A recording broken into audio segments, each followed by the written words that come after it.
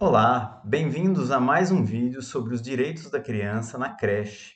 A gente vai conversar um pouco hoje sobre a alimentação das crianças. Será que as nossas crianças têm o direito de se alimentar de uma forma humana e saudável?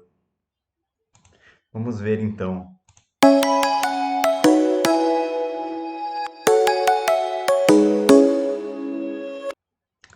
Bom, antes de mais nada, né, como sempre, eu vou pedir para você, né, divulgar esse vídeo, fazer a sua inscrição aqui no canal e principalmente deixe o seu comentário. É muito importante a gente saber o que você pensa dos vídeos, né, das informações, né? Vamos estabelecer um diálogo. Eu sempre, na medida do possível, respondo a todos os comentários.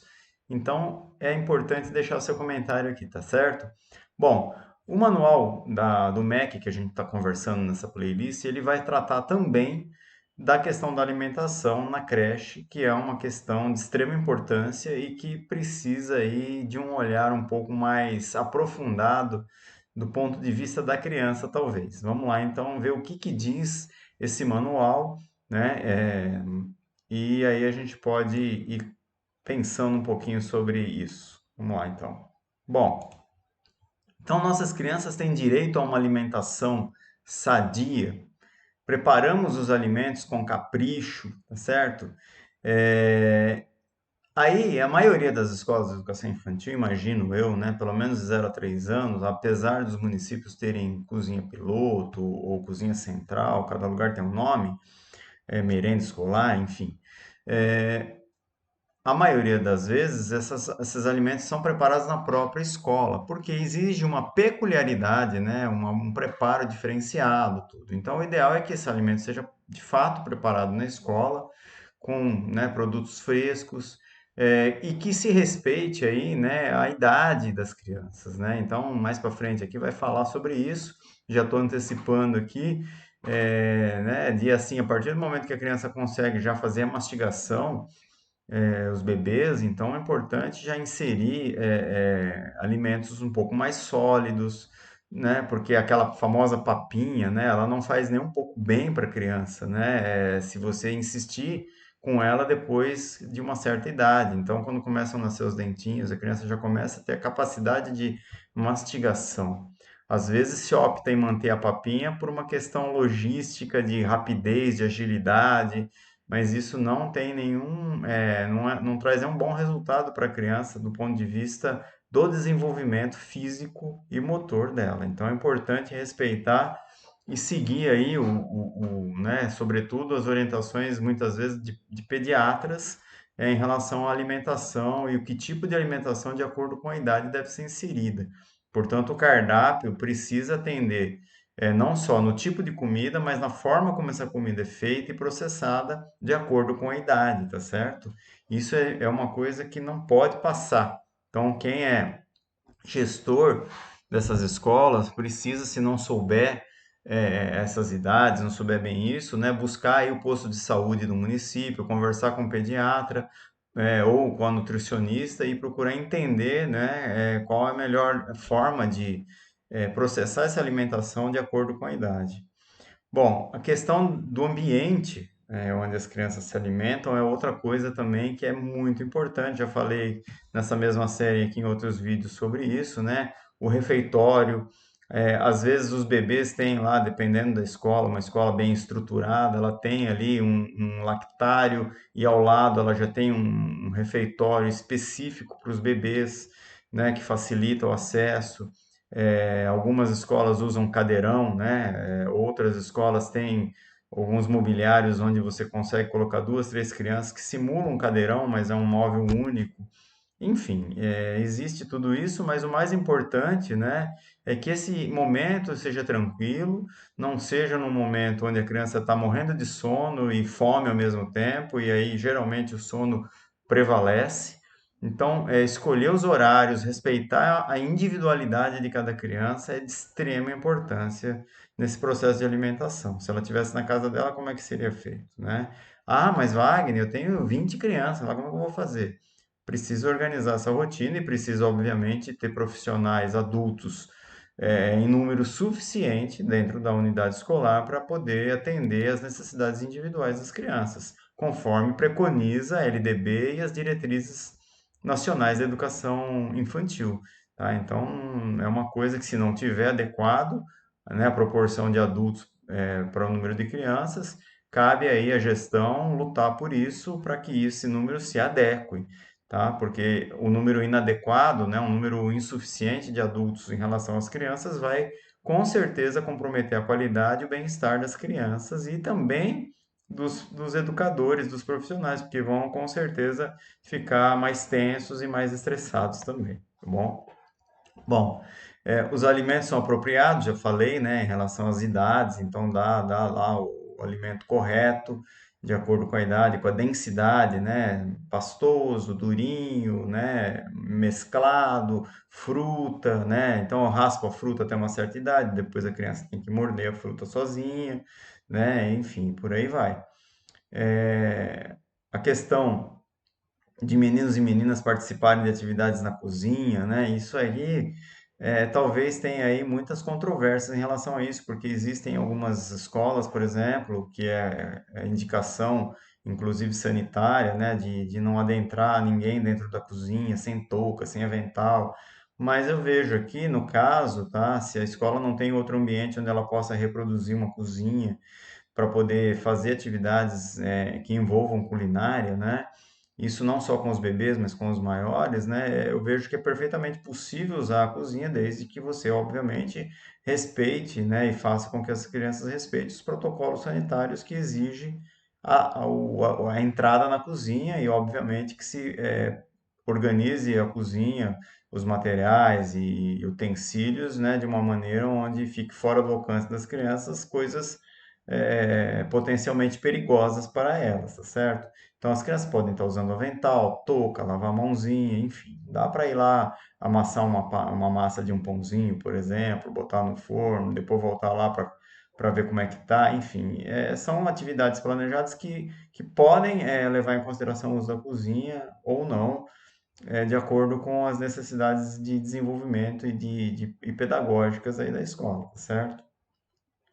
A questão das preferências, dos ritmos, hábitos alimentares, é lógico que a gente precisa incentivar muito as crianças a comerem de tudo, né? Então, aí, de novo, a nutricionista, né? Com certeza, a maioria das escolas deve ter alguém que orienta a nutrição da comida, o balanceamento dessa comida, e é oferecido aí um cardápio equilibrado. No entanto, também é necessário ter uma sensibilidade em respeitar aí as preferências das crianças, né? Pedir aí e fazer atividades com elas nesse momento, né? Fazer um jogo ali para tentar com que ela experimente outros alimentos que ela não costuma experimentar e por aí vai. Isso faz parte do trabalho do educador na hora da alimentação, tá certo? Mas jamais, né, forçar na marra não vai dar muito resultado.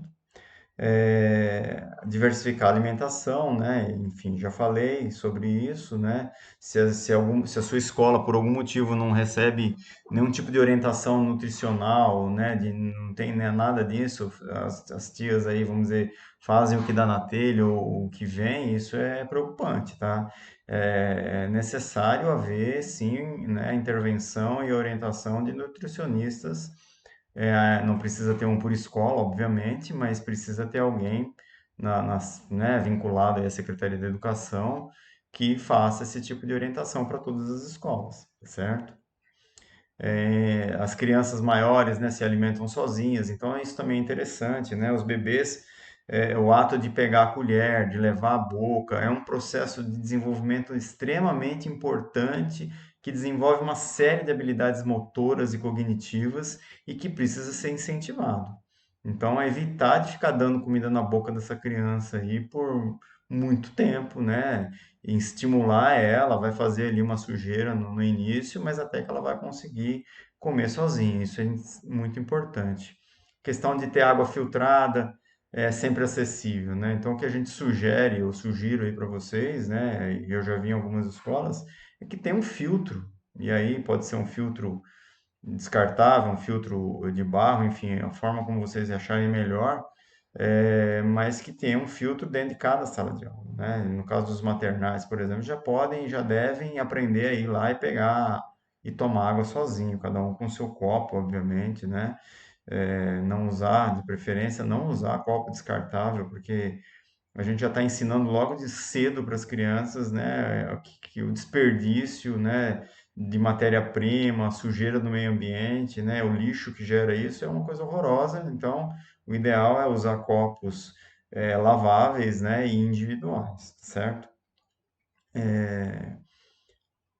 Participação na arrumação das mesas, isso é interessante, né? Os maiores podem estar junto.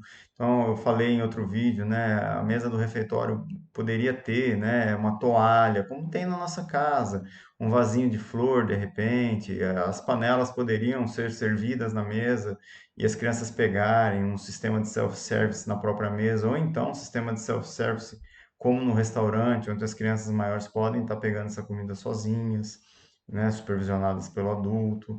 E essas questões são importantes e elas vão aconchegar essa criança dentro da escola, dar segurança para ela e ensinar ela coisas do dia a dia, da vida, tá bom? Isso é muito interessante, muito importante para a gente refletir sobre isso, tá bom?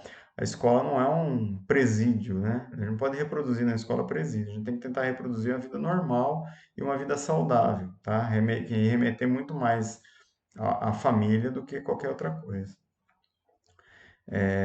A questão da limpeza, né, da cozinha, né, se a cozinha e a despensa são limpas, são arejadas, se tem janela, tem ventilação cruzada, tá certo? Então, tudo isso é muito importante, né? Se alguém quiser ver, por exemplo, um modelo de cozinha que né, considerado bom, entra no site lá do FNDE ou digita no Google aí, por exemplo, escolas do Pró-Infância, que foi um projeto, um programa do governo federal há alguns anos atrás, né, quando a gente ainda tinha um MEC que se preocupava com a educação infantil. Desculpa o desabafo, mas ultimamente não está acontecendo nada disso, né, em relação ao Ministério. E lá a gente tinha, né, modelos de plantas de escola desse Pró-Infância que realmente, de fato, trazia aí um espaço relativamente adequado para ser essas cozinhas, tá bom? A questão da mamadeira, né? Então, a gente incentiva aí desligando essa mamadeira, trazendo para a colher, trazendo para a comida, enfim.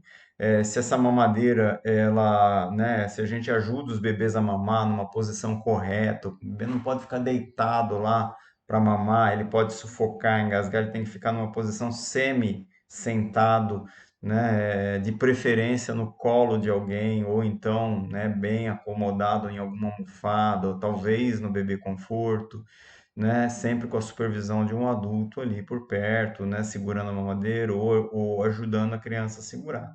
Então, veja, são coisas importantes, por isso que não dá para ter, gente, a hora da mamadeira, a hora do todo mundo fazer tudo ao mesmo tempo, porque daí haja, aí vai precisar de um adulto para cada criança. Então, o ideal é respeitar as necessidades de cada criança de acordo com o que vai acontecendo. Então, não tem problema nenhum de você ter duas ou três crianças mamando, outras três ou quatro brincando, outras duas dormindo no mesmo momento. Não tem problema nenhum, gente. Né? Eu acho que essa organização de rotina precisa se começar a repensar isso na escola. Não é produção, não é esteira do Ford, não é Charlie Chaplin lá em tempos modernos apertando parafuso. Isso precisa mudar, se é que existe ainda isso aí na escola de vocês, tá bom? A questão de ter uma horta, a gente falou isso lá do contato com a natureza. O ideal, né, é ter uma horta. Se não tiver a horta, pelo menos em vaso, né? Nem que for ali um alecrinzinho, uma salsa, alguma coisa para poder ir lá pôr na comida, né? Fazer um tempero, no mínimo, né? E a questão das famílias, né? Se as famílias elas têm consciência da alimentação que é dada na escola, se elas conhecem o cardápio precisa ficar disponível no mural ali, em um lugar visível para as famílias. Agora, né, com a pandemia, a gente desenvolveu aí uma proximidade tecnológica com as famílias, então manda o cardápio lá no Classroom ou então no WhatsApp, enfim, no Facebook da escola, não sei.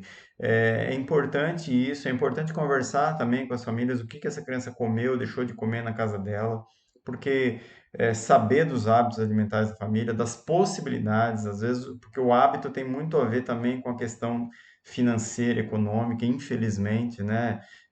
Ontem mesmo, né, hoje eu estou publicando esse vídeo, hoje, ontem eu vi uma reportagem, a gente no Brasil, né, tá com o índice mais baixo de consumo de carne dos últimos 25 anos, e a gente sabe por quê, né? A carne está um absurdo de cara, então as pessoas não comem carne não é porque não gostam, mas é porque não tem dinheiro. Então, saber o que é o tipo de alimentação que tem na casa e, se possível, oferecer coisas que talvez ela não tenha condição de comer em casa, seria maravilhoso para que essa criança tenha aí uma diversidade de experimentos, né? Então, dá para se pensar muita coisa também do ponto de vista pedagógico em relação a alimentos.